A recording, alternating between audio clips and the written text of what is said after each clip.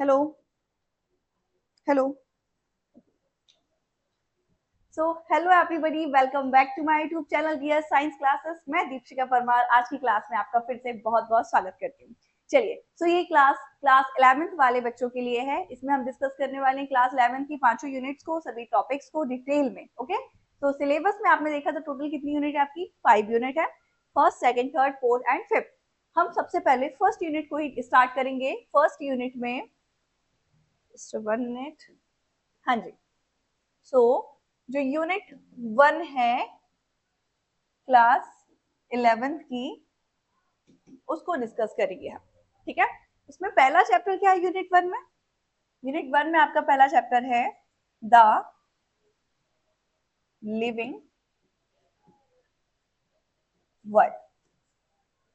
ठीक है, तो हम फर्स्ट चैप्टर स्टार्ट करेंगे। इसमें जितने भी टॉपिक्स हैं इन सबको कंटेंट वाइज लेके चलेंगे और सीक्वेंस से सारी चीजों को क्लियर कर लेंगे। ठीक है, ज्यादा बड़ा चैप्टर नहीं है, लेकिन आपका बेस है तो ये आपको पता होना चाहिए। स्टार्ट करें अपने आज के लेक्चर को। तो चलिए आ जाइए यहाँ पर सभी लोग। So welcome dear science classes, मैं दीपशिका परमार। आप सभी जानते हैं यूनिट 1 का chapter first the living world, Hindi में क्या बोलेंगे? जीव जगत। हम हिंदी और इंग्लिश दोनों के नोट्स लेके चलेंगे, डिटेल में समझेंगे सारी चीजों को। चलिए,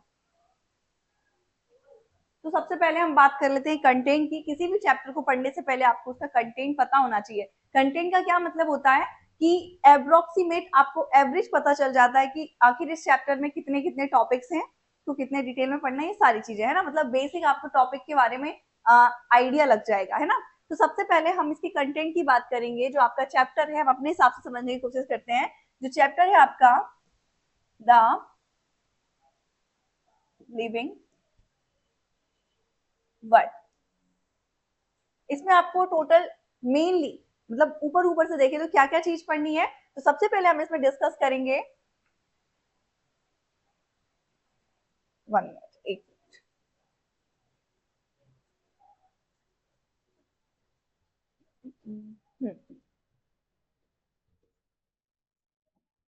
व्हाट इज लिविंग। यहाँ पे हम बात करेंगे कि लिविंग क्या होते हैं, कैसे हम डिफाइन करें कि लिविंग या नॉन लिविंग। फिर हम बात करेंगे नॉमेनक्लेचर।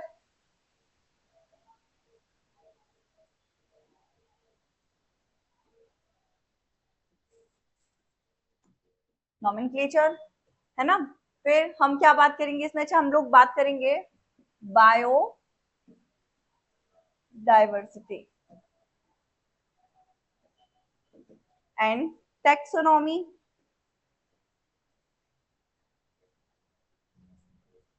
प्लस सिस्टमैटिक की बात भी हम यहाँ करेंगे, सिस्टमैटिक्स। क्लियर है? एंड टेक्सोनॉमी की।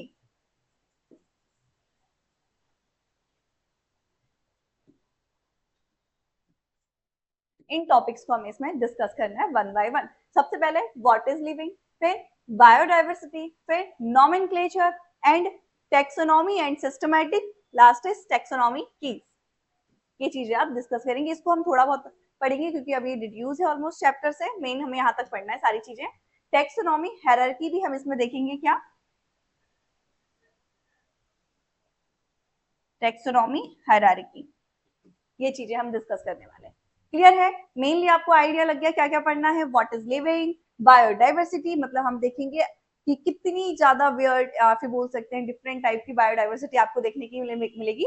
बायोडाइवर्सिटी क्या होती है ये भी डिस्कस करेंगे सारी चीज। ठीक है, फिर नॉमेनक्लेचर देखेंगे। नॉमेनक्लेचर मतलब नामकरण की, इतने सारे एनिमल्स हैं, डाइवर्सिटी इतनी अच्छी या फिर बोल सकते हैं इतनी ज्यादा है बायोडाइवर्सिटी, इतने सारे ऑर्गेनिजम्स को कैसे आइडेंटिफाई करें, इसके लिए हम उसका नामकरण करेंगे। नॉमेनक्लेचर देखेंगे कैसे नामकरण करना है। फिर टेक्सोनॉमी पढ़ेंगे, क्या होता है, सिस्टमैटिक्स पढ़ेंगे। जब ये पता चल जाएगा तो टेक्सोनॉमी हायरार्की देखेंगे एंड टेक्सोनॉमी कीज। क्लियर है? इतनी कहानी आपको समझ में आई? तो आपका जो एनसीईआरटी का कंटेंट है वो देख लीजिए आप यहाँ पर। सबसे पहले हम क्या डिस्कस करेंगे? व्हाट इज लिविंग, जीवन क्या है।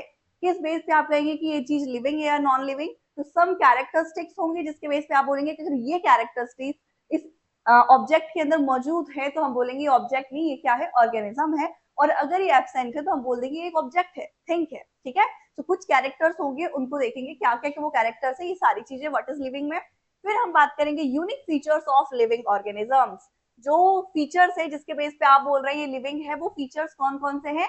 वैसे तो कई सारे हैं, लेकिन जो आपके एनसीईआरटी ने मेंशन करे हम उनकी बात करेंगे, ठीक है। अच्छा, कोई भी दिक्कत हो वॉइस को लेकर या किसी भी चीज को लेकर, क्वालिटी को, तो आप कमेंट कर सकते हैं, है ना। चलिए, फिर आपका थर्ड टॉपिक क्या है, बायोडाइवर्सिटी, जैव विविधता। इसमें हम बात करेंगे कितनी ज्यादा बायोडाइवर्सिटी है, उसके अमाउंट की, मतलब कितने टाइप्स के ऑर्गेनिजम्स यहाँ पर सर्वाइव करते हैं और उनमें से कितने आइडेंटिफाई है, ये सारी चीजें हम यहाँ पर डिस्कस करने वाले हैं। फिर हम देखेंगे टेक्सोनॉमी एंड सिस्टमैटिक्स, वर्गीकी और वर्गीकरण विज्ञान, ठीक है। फिर बात करेंगे हम बायोलॉजिकल नोमेनक्लेचर, नामकरण, ठीक है, जैविक नामकरण या फिर वैज्ञानिक नामकरण हम कैसे करें, इसके रूल्स भी रहेंगे कुछ, and taxonomic category and hierarchy भी इसे बोल सकते हैं। एंड टैक्सोनॉमिक की ये आपकी कंप्लीट क्या है, टॉपिक है आपके chapter first the living world के। याद रखना है आपको कि सभी चीजों को डिस्कस करना है। सबसे पहले हम बात करेंगे व्हाट इज लिविंग, फिर बात करेंगे unique features of living organisms, फिर बात करेंगे बायोडाइवर्सिटी, टैक्सोनॉमिक एंड सिस्टमैटिक, फिर biological nomenclature, taxonomic category and hierarchy and taxonomic की। इतनी कहानी समझ में आई। कितने टॉपिक्स है ये, 1 2 3 4 5 6 7, क्लियर है। छोटा है, ज्यादा बड़ा चैप्टर नहीं है, बस क्लियरिटी से आपको सारी चीज समझनी है, कोशिश करें कि एक बार में आपको समझ में आ जाए। चलिए, तो हम देख लेते हैं सबसे पहले व्हाट इज लिविंग, है ना। लिविंग या जीवन क्या होता है, कोई बता सकता है मुझे, व्हाट इज लिविंग, जीवन क्या है। अब आप बोलेंगे ऐसे कैसे बता सकते हैं कि जीवन क्या है, बस ये बोल सकते हैं कोई चीज है, दौड़ सकती है, चल सकती है ना, वृद्धि कर सकती है, मतलब ग्रोथ कर सकती है, तो इसके बेस पे हम बोलेंगे लिविंग है ना। इसका मतलब आप क्या बताना चाह रहे हैं कि कुछ फीचर्स हैं, कुछ कैरेक्टर्स हैं, अगर वो कैरेक्टर्स किसी थिंग के अंदर है तो वो लिविंग है, अदरवाइज वो नॉन लिविंग है। एग्जाम्पल के लिए आपने बोला कोई ऑब्जेक्ट जो ग्रो कर सकता है, वृद्धि कर सकता है, वो लिविंग है, राइट। अभी कोई भी चीज जो कि इतनी सी थी, एक महीने बाद, एक साल बाद इतनी बड़ी हो गई, तो ये क्या हुई, ग्रोथ हुई। अब क्योंकि ग्रोथ हो रही है इसमें ऑटोमेटिकली, तो क्या हो गई, यहाँ पर ग्रोथ हो रही है, मतलब चेंजेस आ रहे हैं, मतलब ये लिविंग है।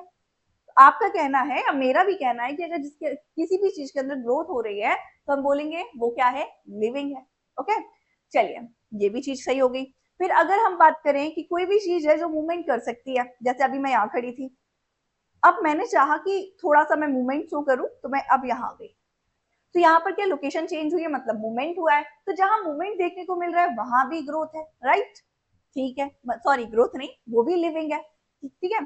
तो अच्छा, ठीक है, ये समझ में आया, अगर ग्रोथ हो रही है सो लिविंग, एंड मूवमेंट हो रहा है तो भी वो लिविंग है। और क्या हो सकता है, रेस्पिरेशन, जो भी चीज रेस्पिरेशन कर रही है, सांस ले रही है, तो हम बोल देंगे वो लिविंग है।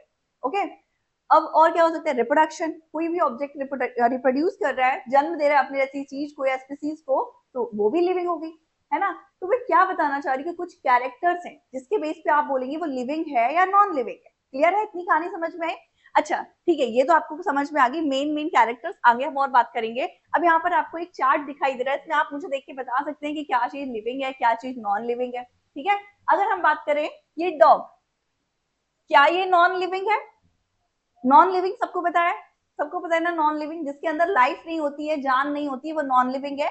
इसका जस्ट अपोजिट लिविंग, जिसके अंदर जान होती है, लाइफ होती है, जो स्पेसिफिक कुछ कैरेक्टर्स को परफॉर्म करता है। अब वो स्पेसिफिक कैरेक्टर्स क्या है, रिप्रोडक्शन है, ग्रोथ है, कॉन्सियसनेस है, रेस्पिरेशन है, मूवमेंट है, एक्सेट्रा। क्लियर है, इतनी कहानी समझ में आई। तो ये फीचर्स है किसके, लिविंग ऑर्गेनिज्म के, और ये फीचर अगर किसी के अंदर नहीं है तो वो क्या हो गया, नॉन लिविंग है। तो अब इसमें से आप मुझे बताइए क्या चीज नॉन लिविंग है और क्या चीज लिविंग है। तो अगर मैंने पूछा कि डॉग जो आपको दिखाई दे रहा है, क्या ये नॉन लिविंग है, बिल्कुल नहीं, ये नॉन लिविंग नहीं है। क्यों, क्योंकि इसके पास क्या क्या कैरेक्टर्स हैं, ये रेस्पिरेशन कर सकता है, मतलब ये सांस ले सकता है, ये डाइजेशन कर सकता है, मतलब ये खाने को पचा सकता है, खाना खा भी सकता है, और ये रिप्रोडक्शन कर सकता है, मतलब अपने जैसे बेबी डॉग को भी जन्म दे, मतलब दे सकता है। और क्या कर सकता है, मूवमेंट कर सकता है। इसके अंदर कॉन्सियसनेस होती है कि अगर इसे कोई स्टिक से या छड़ी से मारता है तो ये भौंकेगा बदले में, है ना, काटने को दौड़ेगा। तो इसके अंदर क्या है, सेंसिटिविटी है, कॉन्सियसनेस है, ठीक है। ओके, तो ये जो सारी चीज के अंदर हो रही है तो फीचर लिविंग का है, नॉन लिविंग का तो है ही नहीं। तो ये लिविंग नॉन लिविंग कैसे हो सकता है, इसका मतलब ये क्या हो गया, लिविंग है। सेम एज कैट भी लिविंग है, फिश भी लिविंग है, बर्ड्स भी लिविंग है, टर्टल भी लिविंग है ना। एलिफेंट भी लिविंग है। अब मैं यहाँ पे बात करूँ नॉन लिविंग की, तो यहाँ पे देखिए ये बॉल दिखाई दे रही है आपको। क्या बॉल खुद से ग्रो कर सकती है? नहीं। मूवमेंट कर सकती है? बिल्कुल नहीं कर सकती है, लेकिन जब फोर्स अप्लाई किया जाए खुद से मूवमेंट नहीं कर सकती। क्लियर है? और डाइजेशन कर सकती है, रेस्पिरेशन कर सकती है? कुछ नहीं कर सकती। तो हम बोल देंगे ये क्या है? नॉन लिविंग है। ये स्टोन, रॉक जिसे बोल रहे हैं, ये भी क्या है? नॉन लिविंग है। कार भी non living, book, cycle, pen, pencil, razor, table, chair, सब कुछ क्या है? ये नॉन लिविंग है। क्लियर है? तो लिविंग एंड नॉन लिविंग समझ में आया आपको? तो हम बात करें what is living, some specific characteristic जो एक थिंग परफॉर्म कर रही है, तो हम बोल देंगे वो लिविंग है। तो आखिर ऐसे कौन कौन से कैरेक्टर्स हैं जिसके बेस पे हम बोलेंगे वो लिविंग है या नॉन लिविंग? तो ये देख लेते हैं, जस्ट 1 मिनट। हाँ जी, तो ये रहे आपके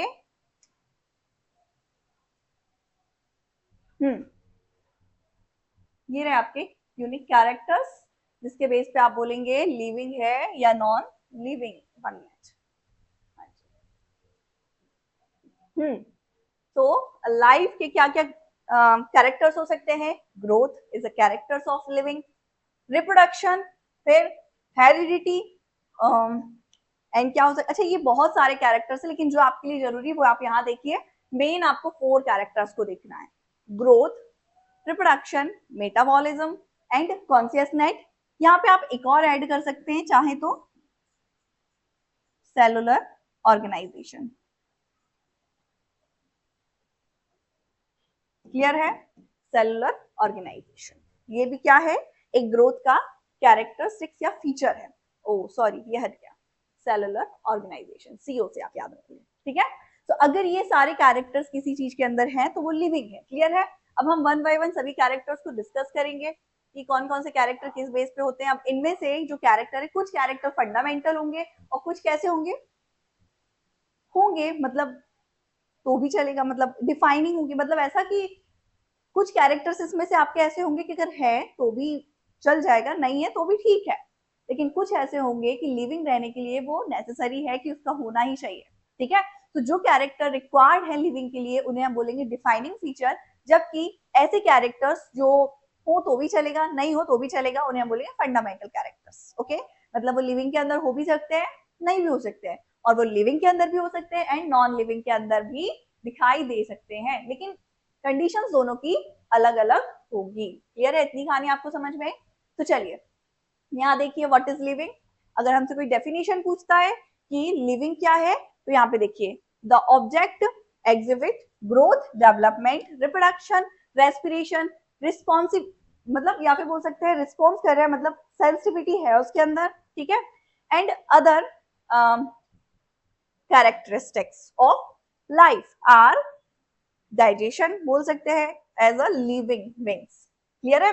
मतलब अगर कोई ऑर्गेनिज्म है जिसके अंदर ये कैरेक्टर्स देखने को मिल रहे हैं, क्या डेवलपमेंट हो रहा है, ग्रोथ हो रही है, रिप्रोडक्शन हो रहा है, डाइजेशन हो रहा है, कॉन्सियसनेस है, सेंसिटिविटी, मतलब जिसे बोल रहे हैं ये सारी चीज है, तो हम बोलेंगे वो क्या है?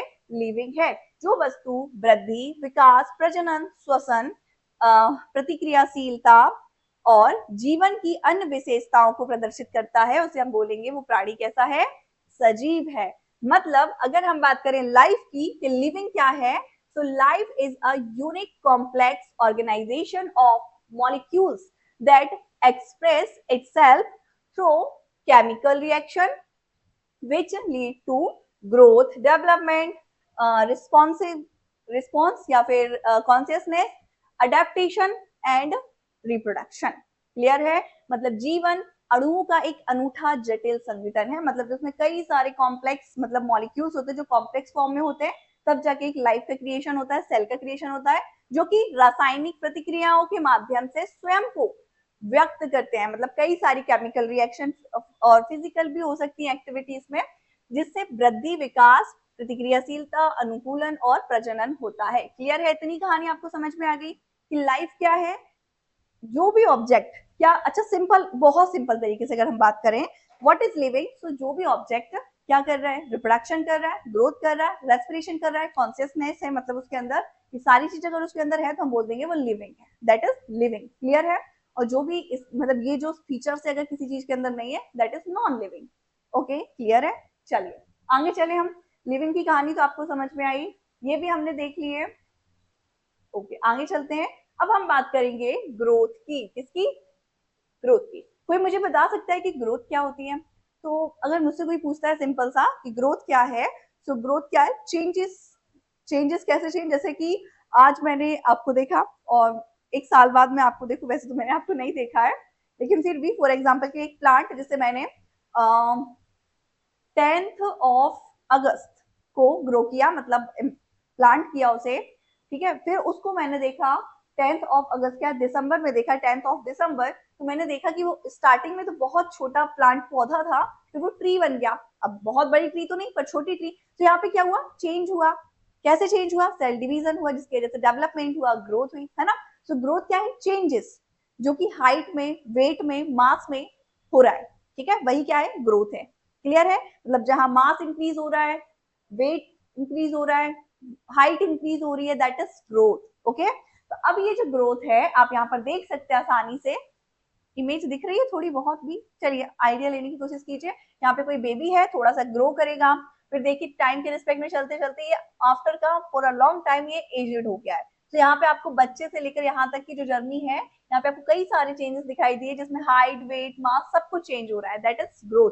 सेम इस प्लांट के अंदर देखिए अंकुरण हुआ, धीरे धीरे ग्रो करता गया, फर्दर ये प्लांट बना लिया, फिर आगे चल के ट्री बन जाएगा।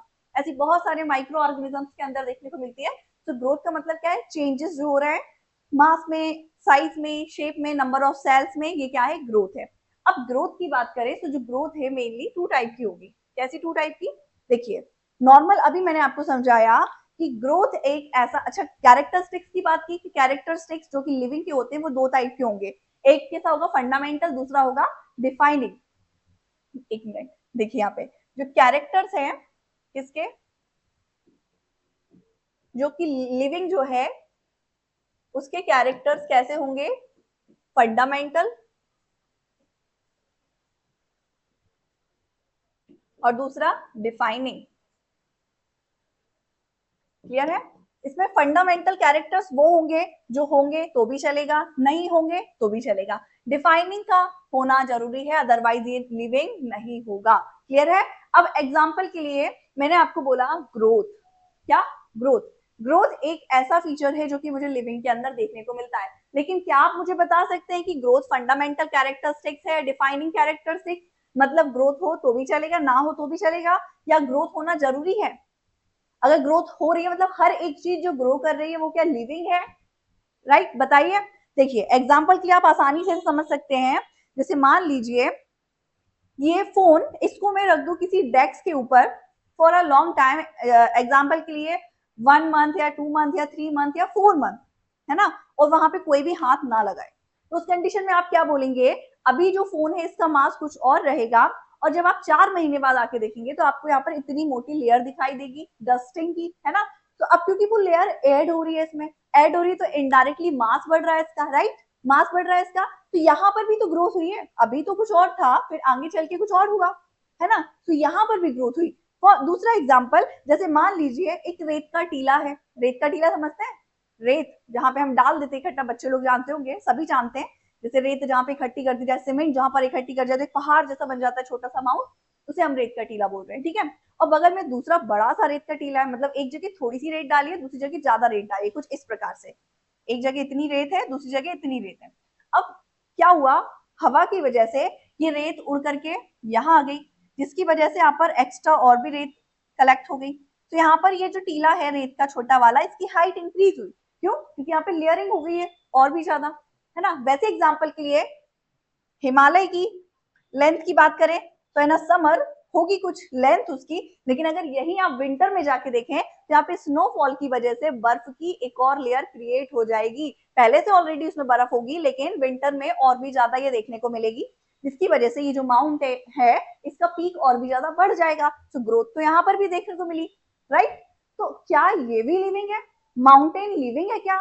फोन लिविंग है? या रेत का टीला भी लिविंग है क्या? बिल्कुल नहीं, ये तो लिविंग नहीं है, ये नॉन लिविंग है।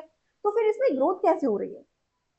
तो अच्छे से ध्यान से समझिए, ग्रोथ नॉन लिविंग के अंदर भी देखने को मिलेगी और लिविंग के अंदर भी देखने को मिलेगी। दोनों में मेन डिफरेंसेस क्या है? जो लिविंग ऑर्गेनिजम्स हैं इसके अंदर जो ग्रोथ होगी वो इंटरनल ग्रोथ होती है। कैसी ग्रोथ होती है? इंटरनल। इंटरनल मतलब ये जो ऑर्गेनिजम्स हैं ये सब किससे मिलकर बने होते हैं? सेल से। अब जब भी किसी भी चीज को ग्रो करना होता है तो इनडायरेक्टली कौन ग्रो करेगा? यहाँ पर सेल ग्रो करेगी। तो सेल अपने साइज को इंक्रीज करेगी। क्या करेगी? इंक्रीज करेगी या फिर डिवाइड करेगी, जिसकी वजह से नंबर ऑफ सेल बढ़ जाएंगे, है ना। तो जो लिविंग थिंग्स होती हैं, लिविंग ऑर्गेनिजम्स होते हैं, उनके अंदर ग्रोथ कैसी होती है? इंटरनल ग्रोथ होती है, जिसमें सेल का डिवीजन होता है या सेल का साइज या मास बढ़ता है, जिसकी वजह से जो इंडिविजुअल है वो ग्रो अप दिखाई देता है। जबकि जो नॉन लिविंग थिंग्स होती हैं उनके अंदर ग्रोथ एक्सटर्नल होती है। यहाँ पे कोई इंटरनल ग्रोथ नहीं होगी, सेल डिवीजन वगैरह कुछ नहीं होगा, बिकॉज इसके अंदर सेल एब्सेंट है। और इसके ऊपर जो ग्रोथ हो रही है वो एक्सटर्नल कवरिंग आ रही है, मतलब लेयर क्रिएट हो रही है। जैसे ये फोन का एग्जांपल आपको दिया था कि यहाँ पर डस्टिंग आएगी तो इसके अंदर क्रिएट नहीं होगी डस्टिंग, इसके ऊपर एक लेयर बनाएगी जिसको हम इजीली रिमूव भी कर सकते हैं। ठीक है, तो जो नॉन लिविंग है उसके अंदर कैसी एक्सटर्नल ग्रोथ देखने को मिलेगी, जबकि जो लिविंग है उसके अंदर इंटरनल ग्रोथ देखने को मिलेगी। तो अब बताइए ग्रोथ क्या है? फंडामेंटल कैरेक्टर या डिफाइनिंग? डिफाइनिंग मतलब जो होना ही चाहिए, मतलब सिर्फ लिविंग के अंदर होगा, और नहीं होगा तो वो लिविंग नहीं है। लेकिन मैंने देखा ग्रोथ तो लिविंग के अंदर भी है, नॉन लिविंग के अंदर भी है। डिफरेंट इतना है कि दोनों में अलग अलग टाइप की ग्रोथ है ना। तो मैं बोलूंगी कि ग्रोथ क्या है? एक फंडामेंटल कैरेक्टरिस्टिक है, एक डिफाइनिंग कैरेक्टरिस्टिक नहीं है, स्पेसिफिक कैरेक्टरिस्टिक नहीं है ग्रोथ। हाँ, लेकिन एक कैरेक्टरिस्टिक जरूर है। क्लियर है? इतनी कहानी आपको समझ में आई? चले आगे। ओके, सो यहाँ पे हमने क्या बात की? ग्रोथ की। सो ग्रोथ क्या है? लिविंग ऑर्गेनिज्म ग्रो इन, अच्छा बात कर रहे हैं हम लिविंग ऑर्गेनिज्म की। तो जो लिविंग ऑर्गेनिज्म है कैसे ग्रो करते हैं? इन मास। कैसे? सेल का मास बढ़ेगा या फिर जो भी ऑर्गेनिज्म है उसका मास बढ़ेगा, नंबर ऑफ सेल इंक्रीज होंगे। ठीक है, so living organism grow in mass and numbers, है ना। किसके? सेल के। किसके? सेल के। Multi cellular organisms increase its mass by cell division. जो मल्टी सेलुलर ऑर्गेनिज्म है वो खुद के मास को कैसे इंक्रीज करेंगे? सेल डिवीजन के थ्रू, है ना। अब यूनिसेलुलर क्यों नहीं करेंगे? क्योंकि यूनिसेलुलर मतलब ही एक सेल होता है, अगर ये नंबर ऑफ सेल को बढ़ा लेगा, मतलब डिवीजन कर लेगा, तो ये तो डॉटर में कन्वर्ट हो जाएगा। यहाँ पे कोई ग्रोथ नहीं देखी मिलेगी, यहाँ पे रिप्रोडक्शन देखने को मिल जाएगा। क्लियर है? इसलिए यहाँ पर लिखा हुआ है मल्टी सेलुलर ऑर्गेनिज्म ग्रो कैसे? मास से, मतलब इंक्रीज इन मास कैसे? किसके थ्रू? सेल डिवीजन के थ्रू। ठीक है, सेल डिवीजन समझ में आया? पहले मास बढ़े, मतलब सेल का साइज बड़ा होगा, फर्दर सेल डिवाइड करके नंबर ऑफ सेल को इंक्रीज कर देगी, that is cell division and growth, internal growth. ठीक है, मतलब जीवित प्राणियों का द्रव्यमान और संख्या बढ़ती है, एक बहुकोशिकी जीव कोशिका विभाजन द्वारा अपना द्रव्यमान बढ़ाता है। क्लियर है? जबकि अगर हम प्लांट की बात करेंगे तो एनिमल्स की बात हो गई। एनिमल्स में जो ग्रोथ है वो आपको देखने को मिलेगी, लेकिन सर्टन एज। ठीक है, जैसे मान लीजिए बच्चा ग्रो करता जाएगा, है ना, यंग होगा, फिर एडल्ट में कन्वर्ट होगा, धीरे धीरे ये ओल्ड एज में आ जाएगा, और इस एज के बाद इसकी ग्रोथ रुक जाएगी, ये इसकी डी ग्रोथ होने लगेगी। मतलब पहले छोटा था, फिर लंबा होता गया, फिर ये झुकने लगेगा, है ना। एंड फर्दर इसके सभी ऑर्गन्स खराब होते जाएंगे, बॉडी झुकने लगेगी और खराब होने लगेगी या फिर डैमेज होने लगेगी, एंड लास्ट इज डेथ हो जाएगी। तो यहाँ पर जो ग्रोथ देखने को मिल रही है, सर्टन एज तक ग्रोथ होगी, फिर डी ग्रोथ होगी, मतलब नेगेटिव ग्रोथ होगी, है ना। तो ग्रोथ यहाँ पर एनिमल्स के अंदर सर्टन एज तक हो रही है। जबकि प्लांट्स की बात करें तो प्लांट्स के अंदर ये चीज देखने को नहीं मिलती। प्लांट्स के अंदर ग्रोथ कंटिन्यूअस चलती रहती है। अब ऐसा क्या है प्लांट्स में जो एनिमल्स में नहीं है, जिसकी वजह से प्लांट्स हमेशा ग्रो करते हैं और एनिमल्स नहीं करते हैं? तो प्लांट्स के पास मेरिस्टेमेटिक टिश्यू होता है जो उसको ग्रोथ के लिए प्रमोट करता है, जिसकी वजह से उसकी कंटिन्यूअस ग्रोथ चलती है। ठीक है, so in plants growth continuous through life in their meristematic tissue या फिर सेल बोल सकते हैं, area, but in animals growth occur to certain age. याद रखना है आपको। ठीक है, क्या याद रखना है? यहाँ पे जो हाईलाइट की जा रही है, जो प्लांट है उसके अंदर कंटिन्यूअस ग्रोथ चलती है मेरिस्टेमेटिक टिश्यू की वजह से, जबकि जो एनिमल्स इनके अंदर सर्टन एज तक ग्रोथ देखने को मिलती है। ठीक है, ये हिंदी में भी लिखा हुआ है। अब unicellular organism also grow by cell division.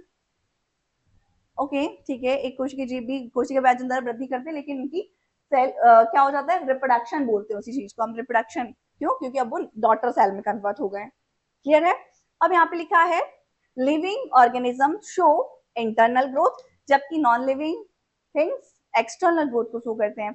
अब नॉन लिविंग लाइक माउंटेन, है ना, और भी सारी चीजें ये आपको दिख रही हैं, ये क्या है, एक्सटर्नल ग्रोथ को करते हैं। और फाइनली हम क्या बोलेंगे, ग्रोथ क्या है, एक फंडामेंटल कैरेक्टर है, स्पेसिफिक कैरेक्टर नहीं है, डिफाइनिंग कैरेक्टर नहीं है। क्लियर है, इतनी कहानी समझ में आई ग्रोथ की आपको। आगे चले, ओके। अब हम बात करेंगे रिप्रोडक्शन। आपने पढ़ा ही होगा क्लास 9th में 10th में थोड़ा बहुत। क्लियर है, समझ में आया आपको, इतनी कहानी समझ में आई? कोई भी डाउट है तो बताइए जल्दी, लेकिन है ना, नहीं है कोई डाउट? चलिए अब हम बात करेंगे किसकी, रिप्रोडक्शन की। अच्छा, कोई मुझे बता सकता है कि रिप्रोडक्शन क्या है? हेलो, हाँ जी, तो कोई बता सकता है कि रिप्रोडक्शन क्या है?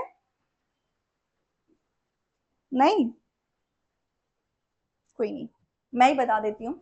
रिप्रोडक्शन क्या है, एक ऐसा फिनोमेना या एक ऐसी प्रोसेस है जिसके थ्रू एक ऑर्गेनिज्म सेम ऑफ स्प्रिंग को क्रिएट करता है, अपने जैसे हूबहू संतान को जन्म देता है। क्लियर है, जैसे डॉग से बेबी पेट का जन्म, है ना, कैट से बेबी केट का। क्लियर है, तो मतलब रिप्रोडक्शन क्या है, सिंपल रिप्रोडक्शन का मतलब होता है अपने जैसे स्पीसीज को क्रिएट करना, अपने जैसे ऑफ स्प्रिंग को बनाना खुद से, है ना, खुद से बनाना, ये चीज क्या है, रिप्रोडक्शन है। क्लियर है, सिंपल है, आपने क्लास 10th में पढ़ा हुआ, इसको हम ज्यादा वो नहीं करेंगे डिस्क्राइब। हाँ, रिप्रोडक्शन क्या है, टू टाइप का देखने को मिलेगा आपको, जानते हैं आप, एक होता है ए sexual and second is sexual. थोड़ा थोड़ा हम डिस्कस करेंगे दोनों के बारे में। जो ए सेक्सुअल, जिसे हम अलैंगिक जनन भी बोलते हैं, और इसे हम लैंगिक जनन बोलेंगे। क्लियर है, तो जो एसेक्सुअल रिप्रोडक्शन होता है, अच्छा दोनों में ही क्या हो रहा है, रिप्रोडक्शन मतलब दोनों में ही सेम ऑफ स्प्रिंग क्रिएट होंगी, अपने जैसे बच्चे को जन्म दिया जाएगा। लेकिन अंतर क्या है, जो एसेक्सुअल रिप्रोडक्शन है इसमें सिंगल पेरेंट्स पार्टिसिपेट करते हैं, ग्रो करते हैं, सेल डिवीजन के थ्रू डॉटर सेल्स को क्रिएट करते हैं, मतलब अपने बच्चों को जन्म देते हैं। एग्जाम्पल के लिए अमीबा, पैरामीशियम यूग्लिना, इन सब में आपको देखने को मिलता है क्या, एसेक्सुअल रिप्रोडक्शन। अलग अलग मोड से होता है, अलग अलग ऑर्गेनिज्म अलग अलग मोड के थ्रू अपने एसेक्सुअल रिप्रोडक्शन को रिप्रेजेंट करते हैं। उसमें बर्डिंग होती है, फ्रेगमेंटेशन होता है, रीजनरेशन होता है, फिजन होता है, मल्टीपल फिजन होता है, बाइनरी फिजन होता है, एक्सेट्रा। ये कहानी समझ में है आपको? ठीक है, तो जो सिंपल याद रखना है, एसेक्सुअल रिप्रोडक्शन क्या है, ऐसा रिप्रोडक्शन जिसमें सिंगल पेरेंट्स पार्टिसिपेट करेगा, किसी पार्टनर की नीड नहीं होगी, और अपने जैसे बच्चों को जन्म देगा।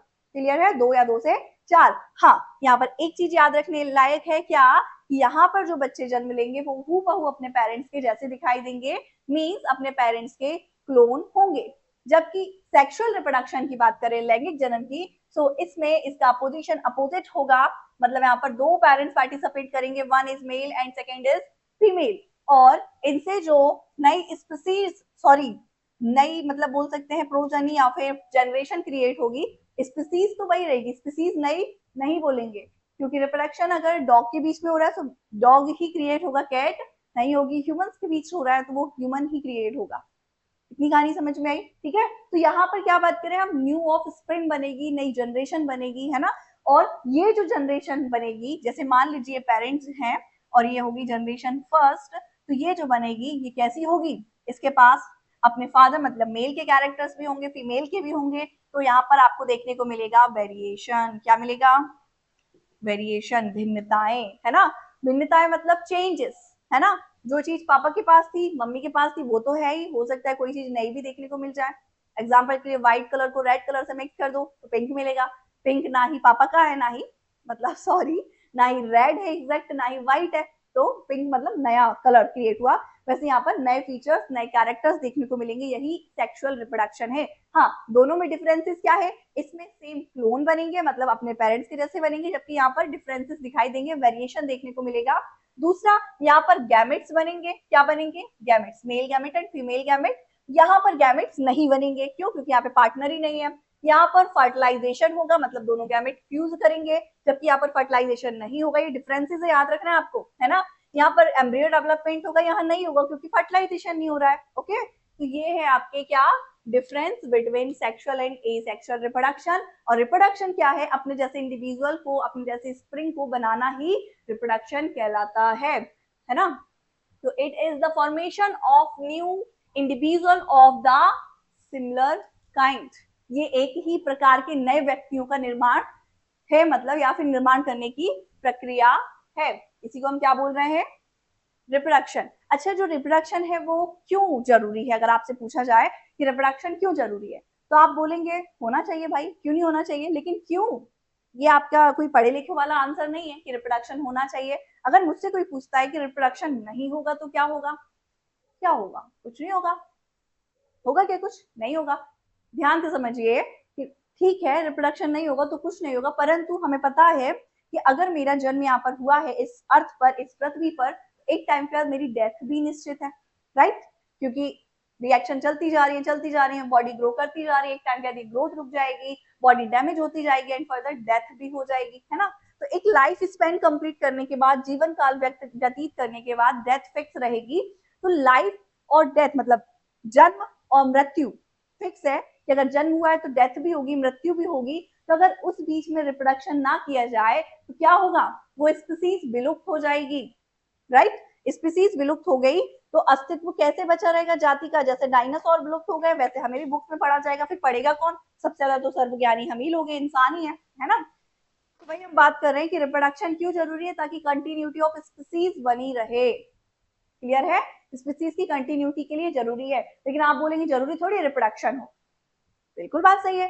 बहुत सारे ऐसे ऑर्गेनिजम्स होते हैं, इंडिविजुअल्स होते हैं जो रिप्रोडक्शन नहीं कर पाते हैं, बच्चों को जन्म नहीं दे पाते हैं, तो क्या वो लिविंग नहीं है? बिल्कुल है, पर रिप्रोडक्शन होना भी जरूरी है कंटिन्यूटी ऑफ स्पीसीज के लिए। तो इस बेस पे अगर मैं आपसे पूछूं क्या रिप्रोडक्शन एक फंडामेंटल कैरेक्टरिस्टिक्स है या फिर डिफाइनिंग कैरेक्टरिस्टिक है, मैं तो बोलूंगी फंडामेंटल है भाई, बिकॉज रिप्रोडक्शन हो रहा है, ये अच्छी बात है ताकि कंटिन्यूटी बनी रहे। लेकिन जो रिप्रोड्यूस नहीं कर पा रहा है तो हम ये नहीं बोलेंगे कि वो क्या नहीं है, लिविंग नहीं है, वो लिविंग है।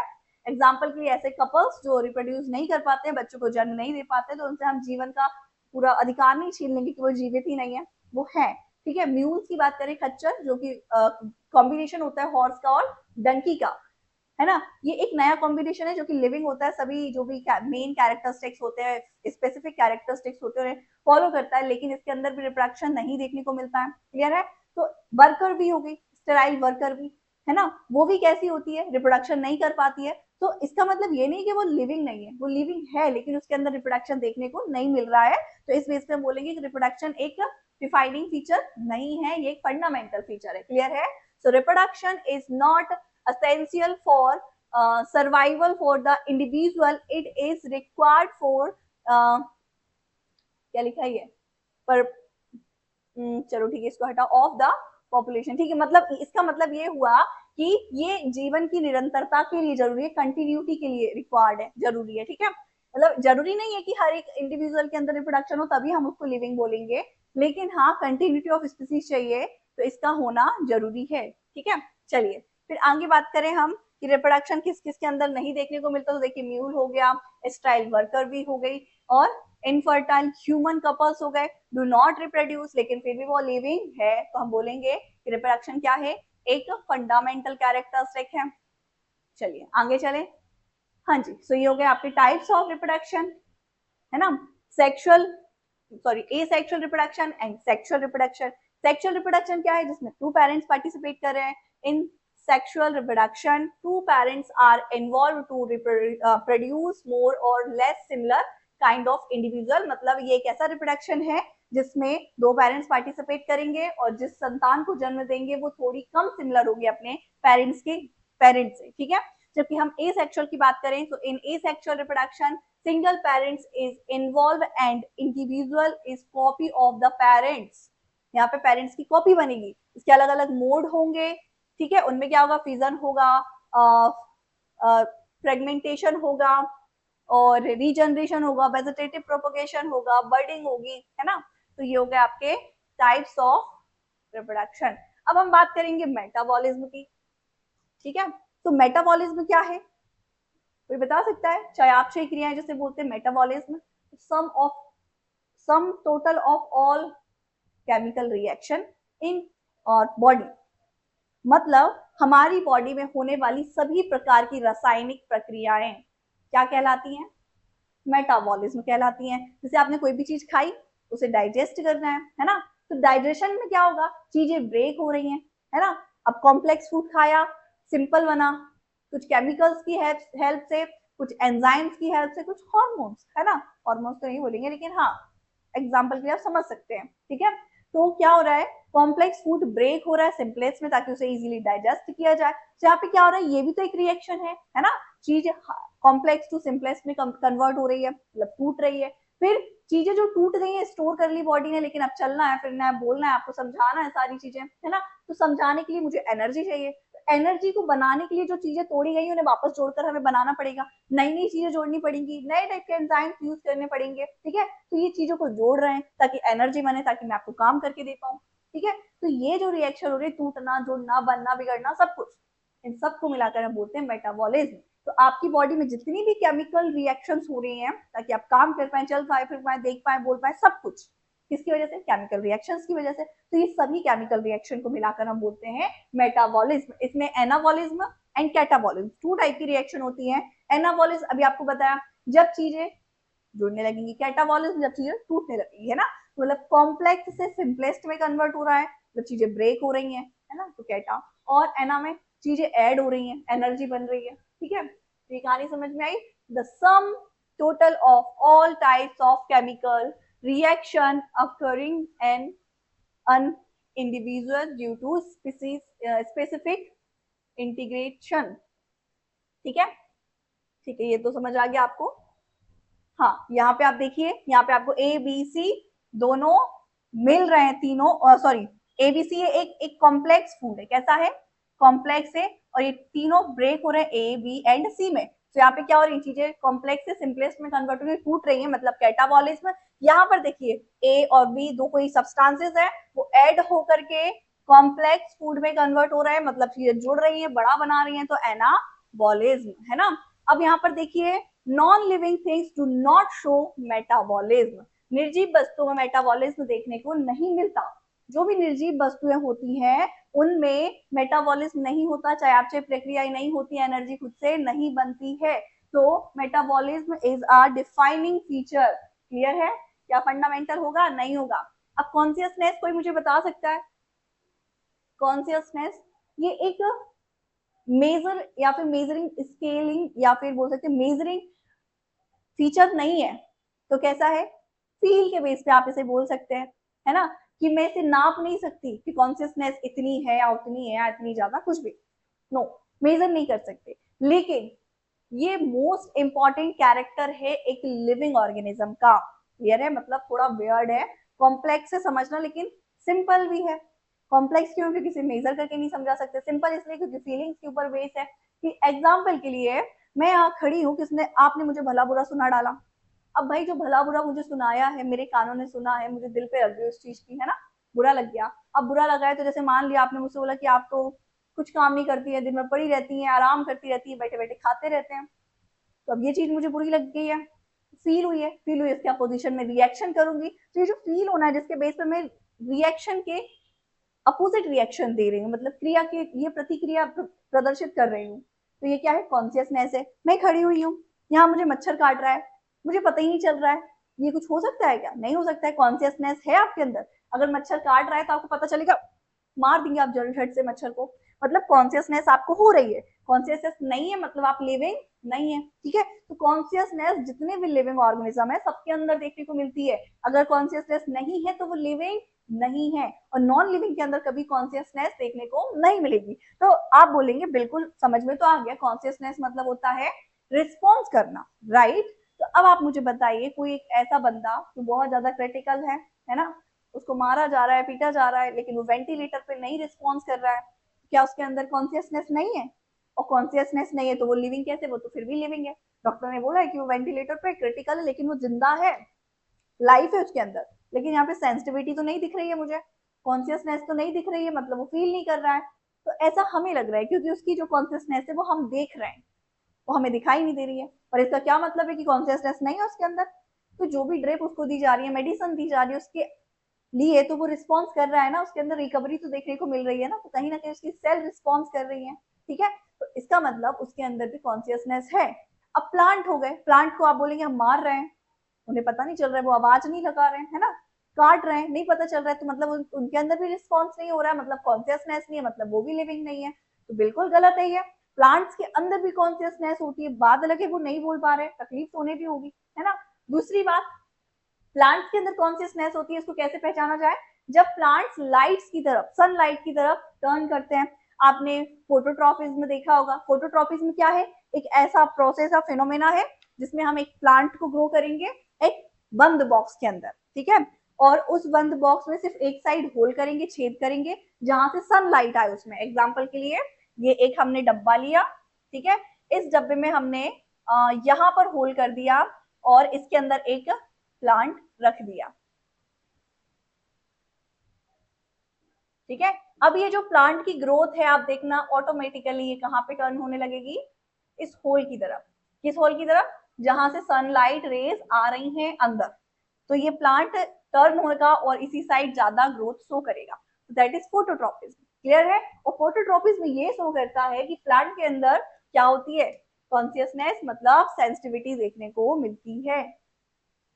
क्लियर है। तो अगर मुझसे फिर पूछता है what is consciousness, it is ability to sense and response to surrounding, it is a awareness of the surrounding and responding to external stimuli। Clear है, मतलब सराउंडिंग के अकॉर्डिंग खुद को रिस्पॉन्स करने की जो एबिलिटी है वही क्या है, कॉन्शियसनेस है। आई होप आपको ये फीचर समझ में आए। आज की क्लास का टाइम थोड़ा ज्यादा हो गया है, तो हम अभी यही समाप्त करते हैं। नेक्स्ट क्लास में हम आगे बात करेंगे किसकी, हम नेक्स्ट क्लास में बात करेंगे बायोडाइवर्सिटी की। हाँ, लाइफ स्पेन भी देख लीजिए आप, यहाँ पे लाइफ स्पेन क्या है, जीवन काल। ये देखिए यहाँ पे जन्म हुआ है, ये ग्रोथ होती गई होती गई होती गई होती गई, यहाँ पे ओल्ड एज तक आए, एंड ओल्ड एज के बाद भी कोई एज होती है क्या, नहीं होती, फिर फाइनली क्या हो जाएगा, डेथ हो जाएगी। क्या हो जाएगा, डेथ हो जाएगी। क्लियर है। तो ये जो है जन्म से लेकर, मतलब बर्थ से लेकर के